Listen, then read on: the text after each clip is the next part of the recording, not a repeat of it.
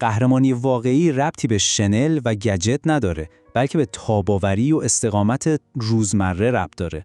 قهرمانای واقعی کسایی هستن که هر روز با ترافیک، بی‌ثباتی اقتصادی و بیشمار مشکل کوچیک و بزرگ دیگه دست و پنجه نرم میکنن و بازم ادامه میدن. یه لحظه فکرشو بکنین، فقط برای یه لحظه. شوالیه تاریکی گاتهام، همون نماد ترس و عدالت، یهو سر و کله‌اش تو قلب دودی و شلوغ تهران امروز پیدا بشه. به نظرتون چی میشه وقتی یه همچین افسانه‌ای با یه واقعیت اینچنینی روبرو میشه؟ این مقایسه فوق‌العاده است. ببینید چطور صحنه رو آماده میکنه.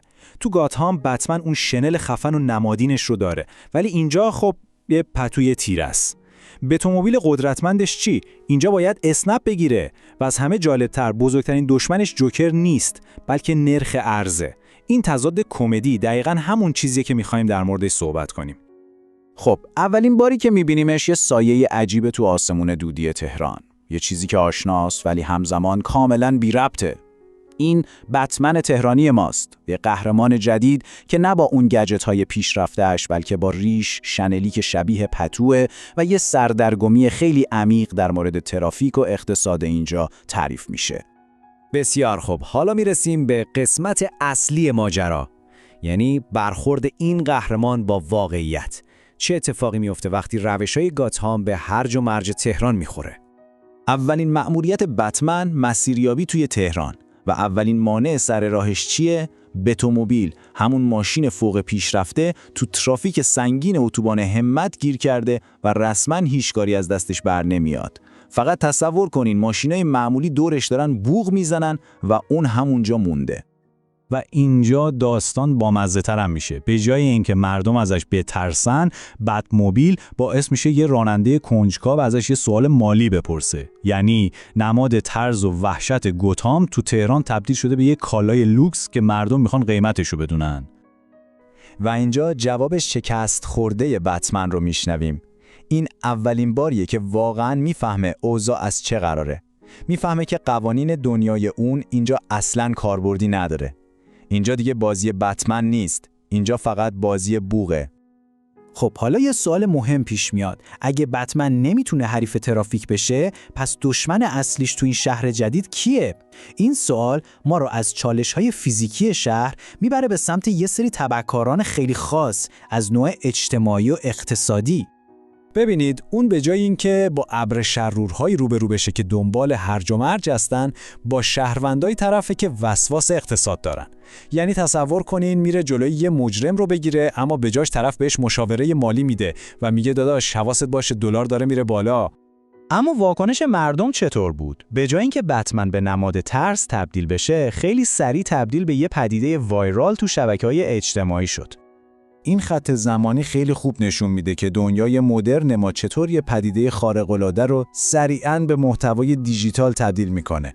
همه چیز با یکم ترس اولیه شروع میشه، بعد چند تا عکس ازش در میاد و بوم، اینستاگرام با استوری‌هاش منفجر میشه. در عرض چند ساعت شوالیه تاریکی دیگه یه قهرمان نیست، یه میم شهریه. این پستای شبکه‌های اجتماعی خودش گویای همه چیزه. مردم اصلاً به چشم ناجی بهش نگاه نمی‌کنن، بیشتر یه سوژه عجیب و غریبه که خیلی هم قابلیت اشتراک گذاری داره. ماشین میلیاردیشو ول کرده اسنپ میگیره.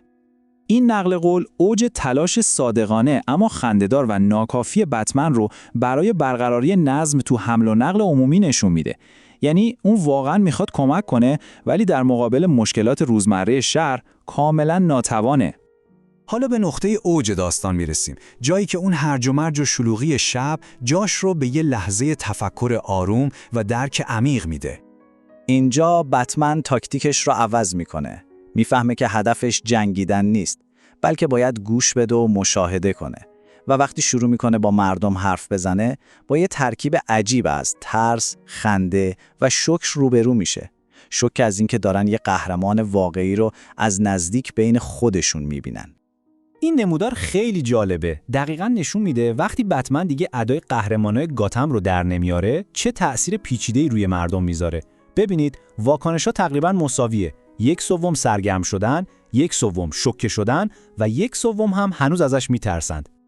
این صحنه آخر رو قدرتمند رو با هم تصور کنیم. بعد از یه شب پر از سردرگمی، خورشید داره از پشت برج میلاد طلوع میکنه. بتمن روی یه پشت‌بومی ایستاده و برای اولین بار انگار داره شهر رو به وضوح می‌بینه. و این پیام اصلی داستانه. اینجا بتمن به یه درک خیلی اساسی میرسه.